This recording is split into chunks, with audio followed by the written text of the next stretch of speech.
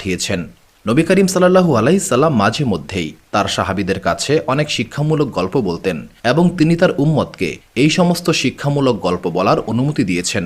আবদুল্লাহ ইবনে আমর রাদিয়াল্লাহু তাআলা আনহু থেকে বর্ণিত, নবী করিম সাল্লাল্লাহু আলাইহি সাল্লাম বলেছেন, জ্ঞানের আলো মানুষের মধ্যে ছড়িয়ে দাও, যদি সেটা একটি আয়াত হয়। তবে নবী করিম সাল্লাল্লাহু আলাইহি সাল্লাম সতর্ক করে বলেছেন, যদি কেউ ইচ্ছাকৃতভাবে মিথ্যা বলে তবে সে যেন জাহান্নামের প্রস্তুতি নেয়।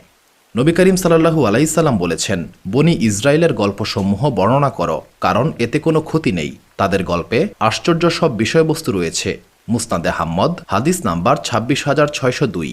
নবী করিম সাল্লাল্লাহু আলাইহি সাল্লাম বলেছেন, আহলে কিতাব অর্থাৎ ইহুদি ও খ্রিস্টানদের কাছে কোনো বিষয়ে জিজ্ঞাসা করো না, কারণ তারা তোমাকে সঠিক পথ দেখাবে না।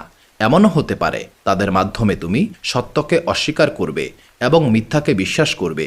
সহিহ বুখারী হাদিস নাম্বার 7363।